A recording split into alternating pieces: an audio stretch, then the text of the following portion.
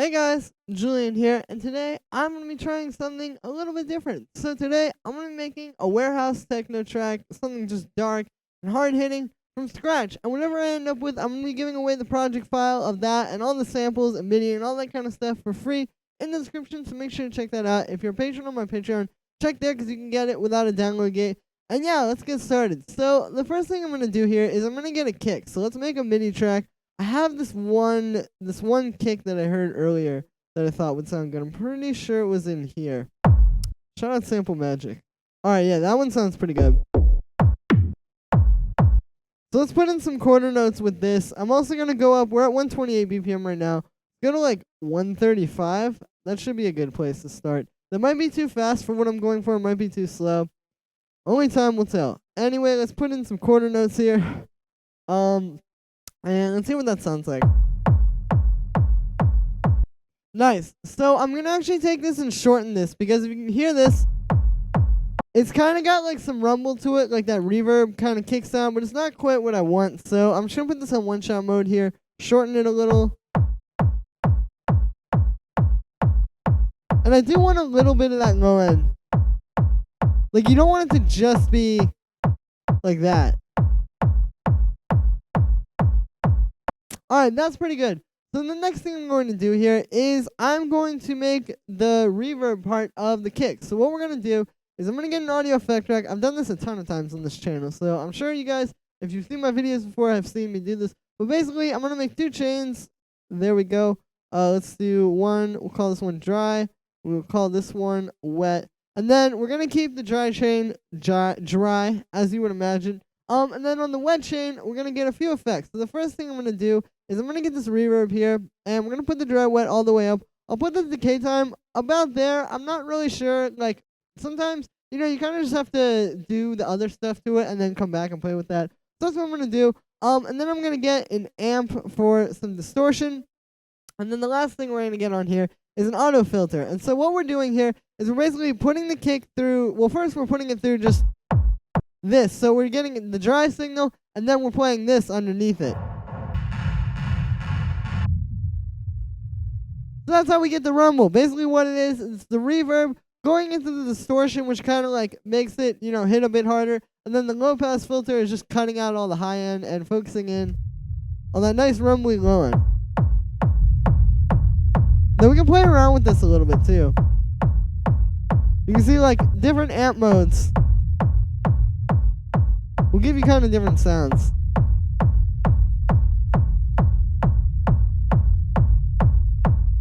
Alright, that's pretty cool. So then after this, I'm going to do a little bit more to it. I'm going to get some saturation on here. I like adding saturation at the end of the chain, because you can kind of like make it hit a lot harder, especially with this style when you want the kick to just be like really slamming through like that. Maybe that's a little too crazy.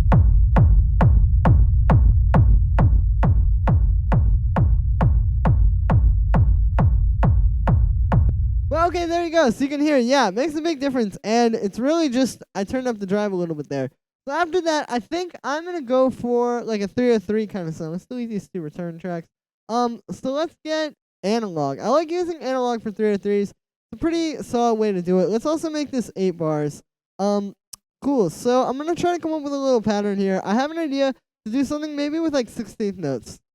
So let's put like F there. And what I usually do when I'm trying to make these kind of patterns, I'll make the pattern maybe like 2 bars, and then we can expand it if need be. But what I like to do is just kind of write in these 16th notes like this, so you have the rhythm that you want. I'll also go in here and get rid of this. There we go. And I'll shorten these a little bit as well. There we go. Let's pitch that down. A lot of things to do. But now you can see we already have the rhythm. So now all I have to do, if I want to make kind of like a more interesting pattern here, is just add in, or just kind of move the notes a little bit. So like, we'll do this. And then maybe we'll do like this. We'll do the 5th. 1, 2, 3, 4, 5, 6, 7.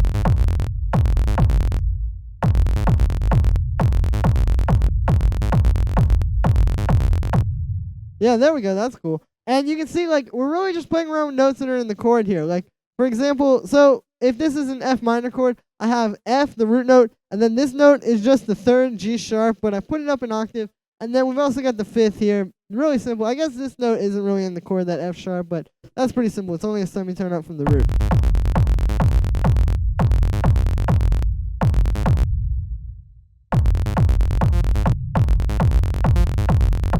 Alright, cool. So now we have like a nice little 1-bar pattern. That's pretty cool. Let's make the actual 303 sound now. So I'm going to turn off oscillator 2. And we're going to maybe turn this up a little bit. And what I'm going to do here is I'm going to get this frequency of the filter. I'm going to turn that down. We'll turn up the resonance a bit. Let's turn down the sustain. And then the key with these is actually in the decay of the filter envelope. Because if it's too long, you just get like that. Like that just really sounds like a filter on a saw wave. It doesn't really sound like a 303. But if you get that shorter decay time,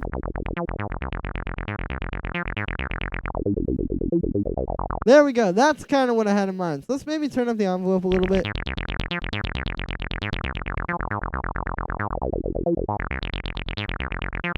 Alright, that's cool. And so the next thing I'm going to do is I'm going to put some effects on here. Let's play the kick with it.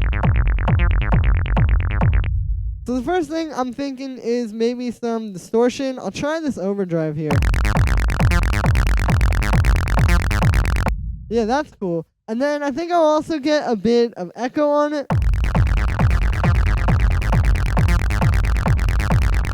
And the key with the echo is actually to just kind of like not have it be too crazy, but you know, you just want to give it a little bit of space. So maybe we'll put this on 16th notes.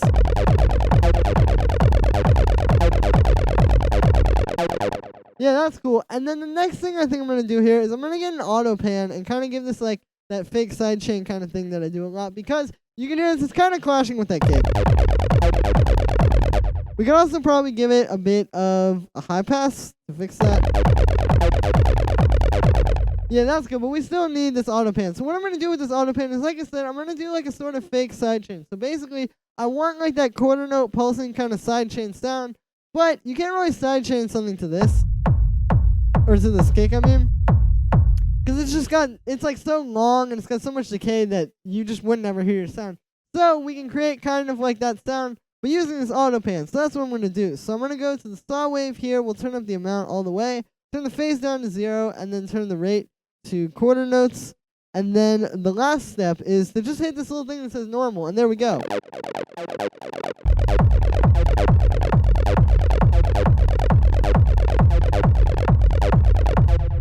Cool. So the next thing that I'm going to get here is actually Ableton's 909, because I want to put some hi-hats in here. And I'm going to start with actually an open hi-hat. We're going to get the Ableton, or this one, this open hi-hat, and then we're going to layer it with this ride cymbal as well. That was quite loud. But I'm just going to copy that over a bunch of times. Cool. So now we have kind of like this.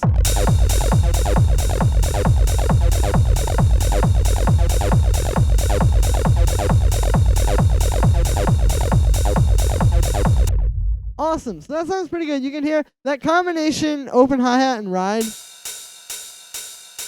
works pretty well, because you get like that nice kind of like sizzly high end from the ride, and then you get the nice like body from the hi-hat. Now we could probably work with these a little bit. Actually, we could definitely work with these a bit. I'm gonna go to the ride here, and we're gonna turn on this filter. I'm gonna switch that to a high pass. I usually like to high pass these because there we go. They do kind of have like a bit of mid-range in there that you don't really want.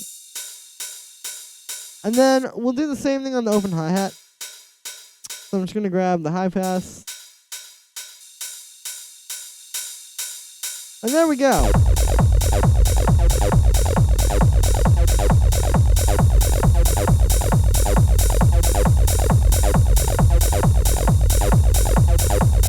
Awesome. So we've got a pretty good start here. I'm going to actually get now an operator, and I'm going to make a little 16th note hi-hat. I may not do exactly 16 notes with this. I might try to do something a little bit interesting, but like I said, I'm just going to program in these 16 notes here, and then what we're going to do is I'm going to drag that out, and then I'll solo this and turn it down a little bit.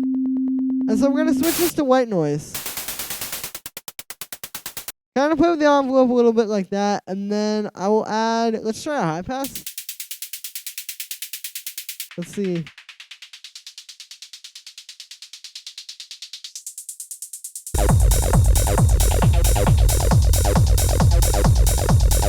Yeah, there we go. And with these, I like to add a little bit of saturation. No, not reverb. A little bit of saturation. Just because it can kind of make it hit a bit harder.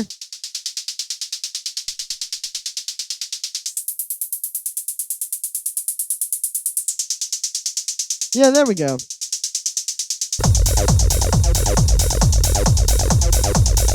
And the cool thing about this is you can kind of get like any type of hi-hat you want, like just by playing around with the bandpass. You know, we can get everything from like a kind of darker, more like mid-rangey hi-hat to something more like bright and metallic, like that. So this is sounding pretty good. I think the next thing that I'm going to try to add is actually some more synths. So I'm thinking for one, this could use like a nice drone type of chord thing. Let's actually get analog for this. And what I'm going to do is I'm going to make like this F minor chord. Turn this down a little bit. We'll just do it like that. Let's do legato on that. And then I'll double up the root note an octave down. And let's also double up that fifth an octave down. And get kind of like... There we go. It's a very nice sounding chord. So then after that, I'm going to grab this auto pan as well. So we can just kind of hear what that sounds like while we're working on the synth. So then from here, what I'm going to do is I'm going to detune these a little bit. Turn this up, maybe. And then I'm going to turn the filter down a bit. Let's turn off this envelope. Give it a bit of resonance. That's pretty good. And I'm also going to turn on OFO1. We'll turn the rate up a little bit. And then I'm going to put that on the frequency of the filter just to give it some motion. I talk about this a bit on my channel or on like my other videos. But yeah, like if you put an LFO, even slightly, on like a filter frequency like this, really helps to bring it to life. But nice. We're getting like that cool kind of dark pad sound. Excellent. So after that, I'm going to go actually to the amp envelope, and we'll make that just kind of like that. And then let's turn on the vibrato here as well. I'm going to turn up this amount.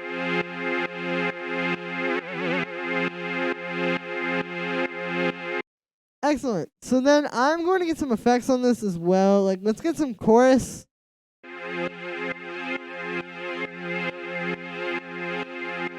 And then I'm also going to get a bit of reverb as well, because what pad would be complete without some reverb? And then I think I'm actually going to put an EQ8 at the end of the chain and cut out a bunch of the low end, because I really want this to just be, yeah, kind of like that. Like you can hear all the stuff around here. I just didn't really want, so.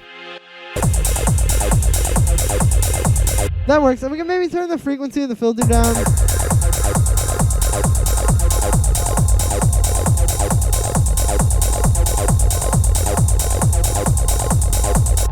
Excellent. This is sounding pretty cool. So then I think another thing that I want in here is a bit of like kind of sparse percussion. So I'm going to actually get Ableton's 808, and I want to try something with this. I have this idea with the rim shot that, and the clap as well. Maybe we could try. But I'm thinking, what if I try putting this on like the last 16th note of that little pattern there, and then we'll put maybe some reverb on it. And I'll turn the reverb up, maybe turn the gyrowette down just a little bit. Yeah, see, that's kind of cool. And we can maybe actually put that a little sooner. And then, like I was saying, I could also maybe try this with the clap. Like, we can maybe put the clap like that. And what this does is it kind of helps to give the track some, like, kind of, just more interesting things kind of coming in and out. Like, we have a bit of a call and response here between that little rim shot and the clap. And yeah, it just kind of makes it a little bit more interesting. Like, you kind of have these two things interacting while the rest of the track is just sort of doing its thing. So then I think I'll put some echo on the clap. I want to get those kind of, like, cool 16th note echoes. Something like this. Yeah, there we go.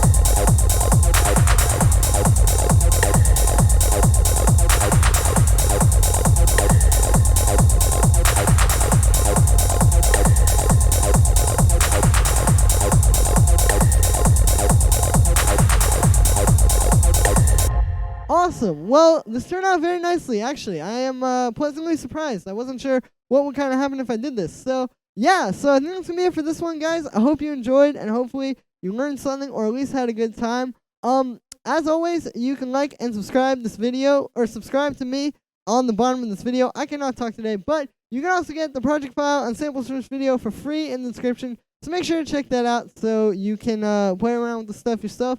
And yeah, thank you so much, everybody, and I will see you tomorrow with another video.